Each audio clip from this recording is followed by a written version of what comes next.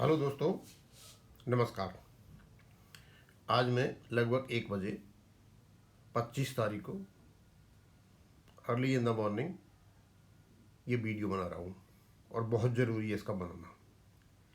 हमें कल ही पता चल गया था कि जो ऑफिस रिपोर्ट है जो रजिस्ट्रार साहब ने तैयार की है, उन्होंने बताया है कि रेस्पोंडेंट ने जो डॉक्यूमेंट दिए हैं वो डॉक्यूमेंट डिफेक्टिव हैं।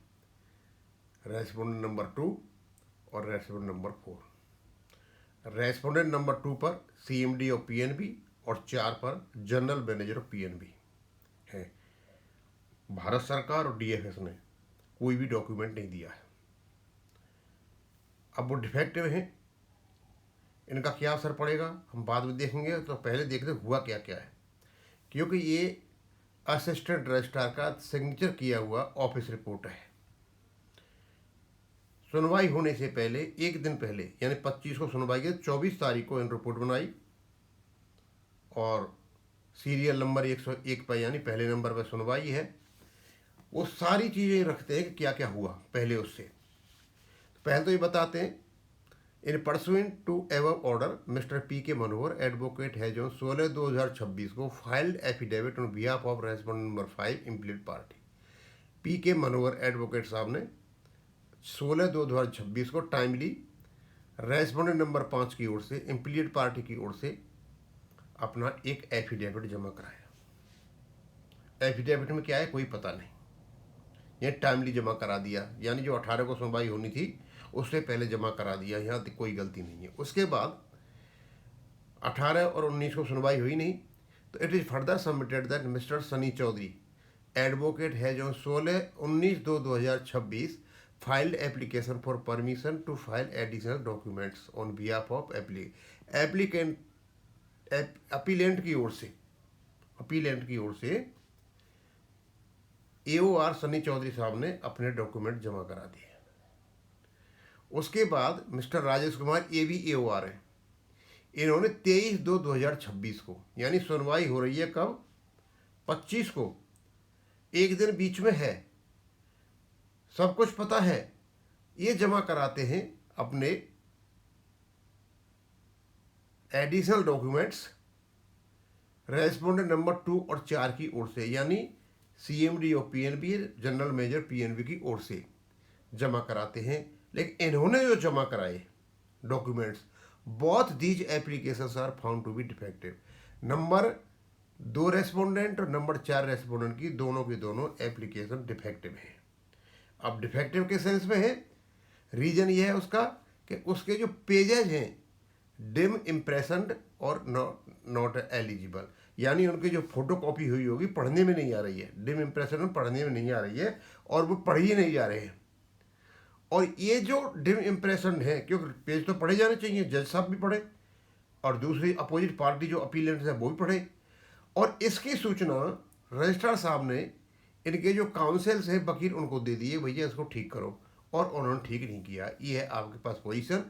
अब अपील्स अलोंग विद एप्लीकेशन एव mention are listed before the honour, और जिस प्रकार की अपील है, अपील्स अलोंग विद एप्लीकेशन, इन्हीं एप्लीकेशंस के साथ ये केस माननीय सुप्रीम कोर्ट को भेज दिया है। यानी उन्होंने ये बता दिया रजिस्ट्रार साहब ने कि हमने उनको बता दिया था कि आपकी जो एप्लीकेशन है वो डिफेक्टिव है, इनको ठीक कीजिए, और उन्होंने ठीक नहीं किए, जैसी हैं वैसी हम आपके पास भेज रहे हैं।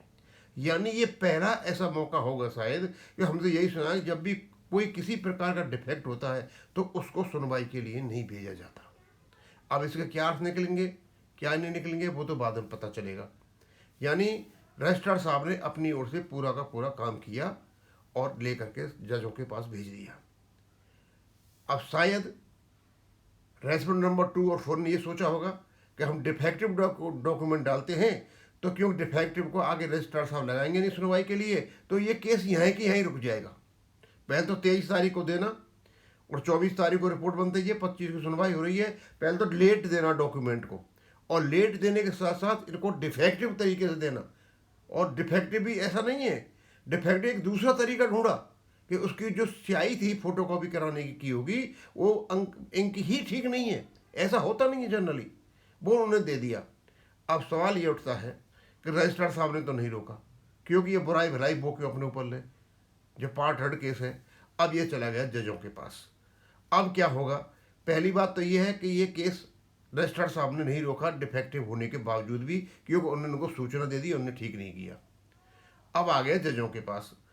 अब जजों के ऊपर है कि ये इन्हें डेलिबरेट किया है या हो गया है, कारण क्या है, ये जजों के ऊपर जाता है। अब इसमें जो को निर्णय लें, हमारे जज ले, हम अपने ही वकीलों से, एडवोकेट से रिक्वेस्ट करेंगे कि आप किसी प्रकार का ऑब्जेक्शन न करें कि हमें डॉक्यूमेंट नहीं मिले हैं, इलेजिबल हैं और क्या नाम है, डिम इम्प्रेशन है। यदि आप ये मान के चलते हो और इस प्रकार की मांग रखते हो इन डॉक्यूमेंट के ऊपर, तो इसका माना जाएगा कि हमारे जो एडवोकेट वो भी उनसे मिले हुए हैं केस रोकने के लिए, क्योंकि आपके डॉक्यूमेंट अपने आप सेल्फ एक्सप्लेनेटरी है और जो सूचना मांगी गई थी माननीय जजों के द्वारा वो आपके डॉक्यूमेंट्स में है। उनके डॉक्यूमेंट्स वैसे भी सूचना नहीं है। जो सूचना माननीय सुप्रीम कोर्ट ने मांगी थी वो सूचना दी ही नहीं है उनने क्या दिया भगवान जाने, उससे कोई रिलेशन ही नहीं है सूचना का।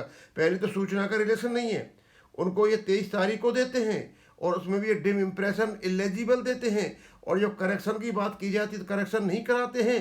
शायद इनके दिमाग में कुछ ऐसा रहा होगा कि ये केस जो है रुक जाएगा, तो केस रुका नहीं, जजों के पास चला गया। हम आशा करते हैं कि ये डेलीबरेट मानते हुए, और 30-35 साल से केस पड़ा हुआ है बुजुर्ग पेंशनरों का, माननीय सुप्रीम कोर्ट इस पर एक्शन लेंगे और केस का निर्णय 25/2/2025 को ही कर देंगे।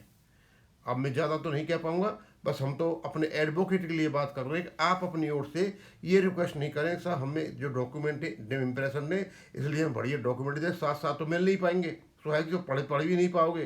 तो सीधा सीधा हिसाब है, किसी प्रकार का ऑब्जेक्ट आप अपने आर्गूमेंट के लिए तैयार रहे कि हमारे पास डॉक्यूमेंट बिल्कुल साफ सुथरे हैं, एकदम सही, आपने जानकारी मंगाई वो हमारे पास है, और डॉक्यूमेंट जैसे हैं उनके पास रखें, हमें उनसे कोई लेना देना नहीं है। अब मैं यही खत्म करूँगा। थैंक यू, धन्यवाद।